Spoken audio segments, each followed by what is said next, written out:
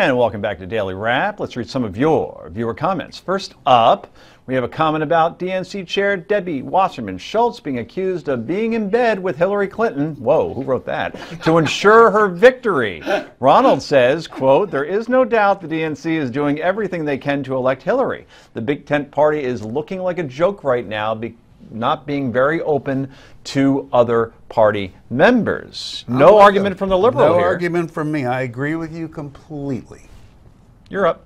I'm up. That's it. I agree, and everything just stops. Okay. They seem to be nodding their head with you. So you can't get that visual out that you just gave us. Oh, yeah. Good points, Friday. All right. We also have some comments about former House Speaker Dennis Hastert pleading guilty in his hush money case. Jack says, everyone is questioning what Hastert did. They are missing the real point. He was a high school coach before he came to Congress. Where did he get all those millions? To be fair, he got all those millions as a lobbyist. He's been out of Congress for quite some time now, and he made a lot of money as a lobbyist. Wish I were a lobbyist. Janice says America is tired of politicians having major scandals. Denny Hastert deserves major jail time. Perhaps it's time to elect non-politicians to office, like Dr. Ben Carson and Donald Trump. Jonathan, did you send that comment in under another name? No, but I totally agree with that. And again, I think that's the problem with the RNC and the DNC is that they don't have real leaders that are non-politicians. It's oxymoronic. They're both politicians now.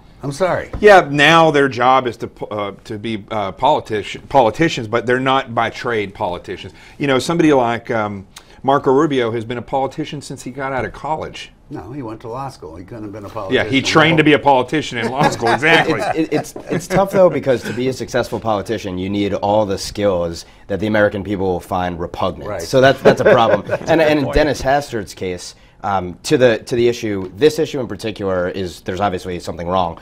But besides it, he also profited off land deals, which were very corrupt, which should be in the public, too. All right, let's move on. Regarding Muslim refugees coming to America, Fran says, we are not suggesting banning the good Muslims.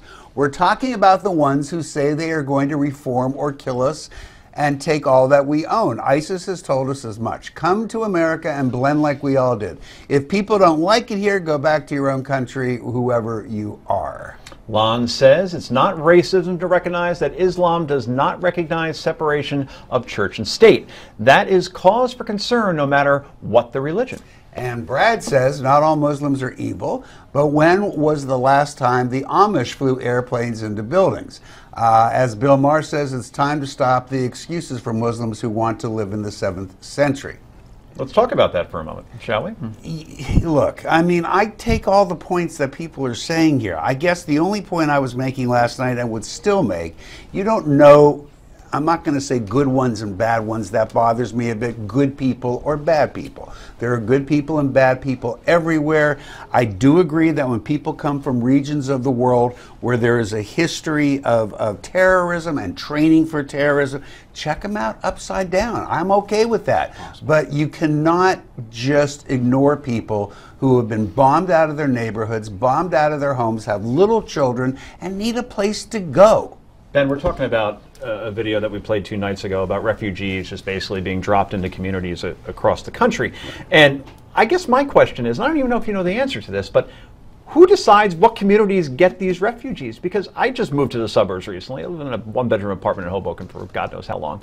And if I moved there and I had certain criteria when I moved there, and then if suddenly like 1,000 refugees are dropped into my community, I'd be like, well, wait a minute, this isn't what I bought. This is bait and switch. Yeah, well, there are refugee resettlement programs that have already put, largely in many cases, Islamic refugees in the middle of southern states in the Midwest, all across the country.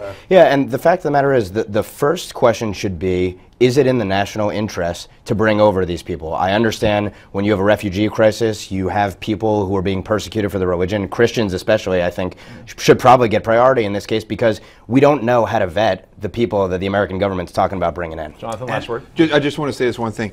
We need to stop looking at bad and good and start looking at fundamental versus progressive Muslims. That's the way that could be a reasonable approach, actually. All right, if you want to weigh in on any of the issues we discussed here on the show tonight, be sure to send us your comments. You know that we read them. You just heard it. Yay or Nay is coming up after the break. But first... You've probably heard about the shocking new book, Unlikable, The Problem with Hillary by Edward Klein.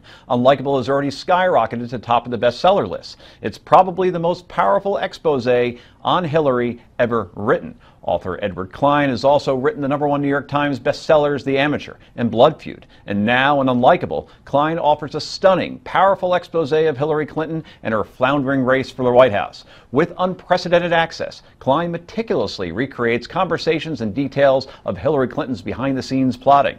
Klein also reveals the angry rivalry between Hillary Clinton and Barack Obama. Unlikable currently retails for $29.95, but you can get it now with our free offer. You can get this almost $30 value free today. Just go online or call 1-800-850-8749. With the 2016 election fast approaching, you need to get Unlikable and be armed with the truth about Hillary. Check out our incredible offer